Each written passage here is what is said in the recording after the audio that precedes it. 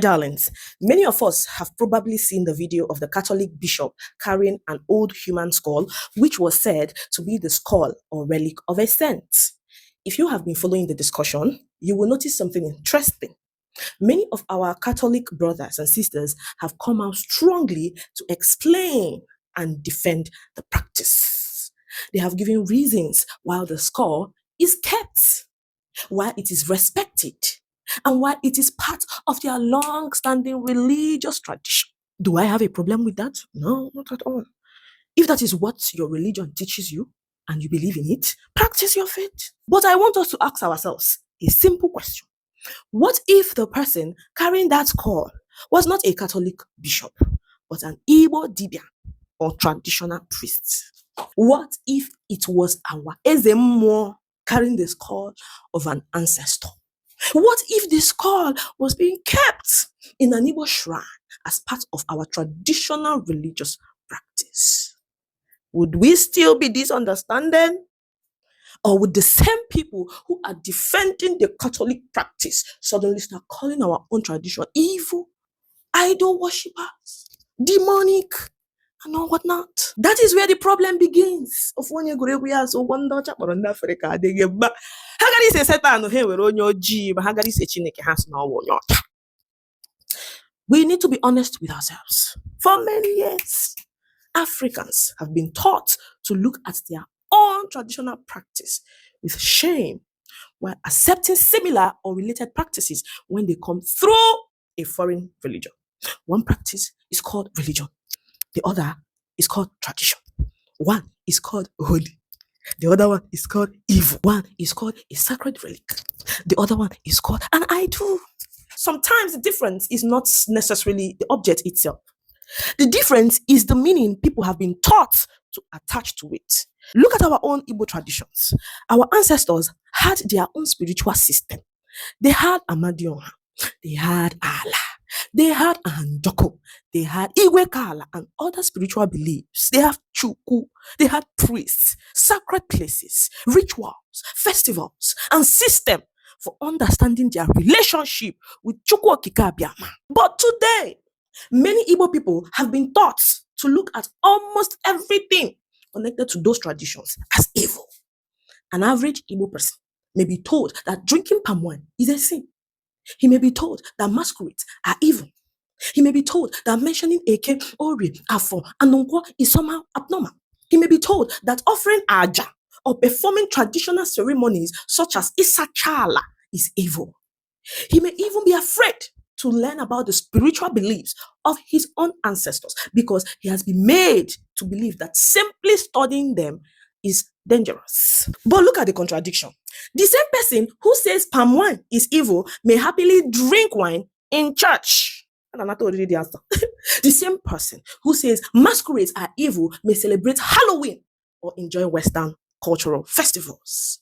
The same person who refuses palm wine during Ibango may happily replace it with Fanta, Pure Heaven, Maltina, or another soft drink because he has been told that palm wine is somehow spiritually dangerous. The same person who calls an object in an Igbo shrine idol worship may defend a similar object when it appears inside a church because it now carries a different religious explanation. Again, I am not saying Catholics should stop respecting their relics. This is not my point.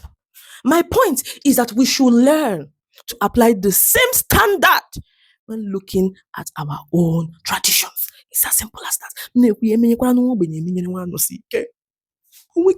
If you respect your own religious symbols, allow another person to understand and respect his own cultural traditional symbols too.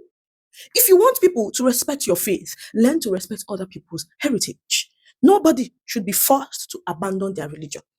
But nobody should be made to hate their ancestors simply because they were born before Christianity, Islam, or any other foreign or modern religion reached Africa. Our ancestors were not stupid. They were human beings too, who observed their environment, studied nature, developed systems of government, created farming methods, built communities, developed trade networks, and created their own understanding of the spiritual world. We may disagree with some of their beliefs today, just as people from different religions disagree with one another. But disagreement should not mean that we must describe our own ancestors as unintelligent people who knew nothing. We need to learn our history before judging it. We also need to understand the difference between culture and religion. Being Igbo is not a religion. Being Igbo is an identity. An Igbo person can be Catholic. An Igbo person can be Pentecostal. An Igbo person can be Anglican. An Igbo person can be Muslim. An Igbo person can follow Ordinary. People may have different religious beliefs, but they can still share the same language, ancestry, history, food, names, customs, and cultural identity. That is what Igbo represents. We are egalitarian. That is why religion should never become a reason for Igbo people to hate one another. Before Christianity came to Igbo land, Igbo people already existed. We already had names. We already had families. We already had villages and kingdoms. We already had laws and systems of leadership. We already had our language. We already had our festivals. We already had our understanding of Chukwu Kikabiama. Religion did not create the Igbo people. We were already Igbo. So if an Igbo person chooses Catholicism, that does not make him less Igbo. If another person chooses Pentecostal Christianity, he is still Igbo. If another person follows Ordinala, he is still Igbo. Our religion may differ, but our cultural identity does not have to disappear because of it.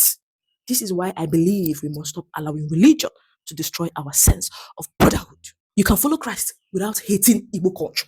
You can be a Catholic without insulting Ordinala. You can be a Pentecostal without calling every traditional practice demonic. You can disagree with traditional spirituality without treating the people who practice it as inferior human beings. And you can follow Ordinala without attacking Christians. Leave your faith, let another person live his and hers. The real enemy should be evil, injustice, violence, hatred, corruption, and oppression. Not the fact that another person worships differently from you. For me, I am Imo-centered. Very, very. And I believe strongly in preserving and understanding the traditions of my ancestors. I'm interested in knowing where we come from, what our ancestors believed, how they organized their society, and why they practiced certain traditions. That does not mean everybody must believe exactly what I believe. Yes, it simply means that I have a right to know my own roots, and you have the same right. So when you see a bishop carrying a sacred relic and you defend his rights to do so, remember the same principle when you see an Igbo traditional priest carrying something that is sacred within his own tradition. Ask yourself, if I can respect another person's sacred object, why can't I at least respect the history and culture behind my own people's sacred objects? The point is not the score. The point is the double standard. The point is how easily we defend foreign traditions while condemning our own. The point is how many Africans have been taught to see their own heritage as something shameful. We should be able to say, this is not my religion, but I respect your right to practice it. And we should expect the same respect in return. If you are a Christian, practice Christianity. If you're a Muslim, practice Islam. If you follow Ordinala, practice Ordinary. But please do not make another person's religion or tradition your enemy. And most importantly, do not allow religion to make you hate the culture and history that existed before you were born. We are Igbo before religion. We are connected by language, ancestry, history, and culture. Religion can be different. Our brotherhood does not have to be. This is the lesson I want us to take away from this whole discussion. Know your roots, understand your history, respect other people's beliefs, and never be ashamed of who you are. Don't forget, if your children do not know how to speak Igbo or solve mathematics properly, bring them into my academy. If you want Japa or you define solution concerning Japa things, come, I did for you. If you want to learn how to create content and edit videos, I am also here for you. If you also want to learn AI content, come, I did for you. We have lands available for sale across Igbo regions. Send me a DM.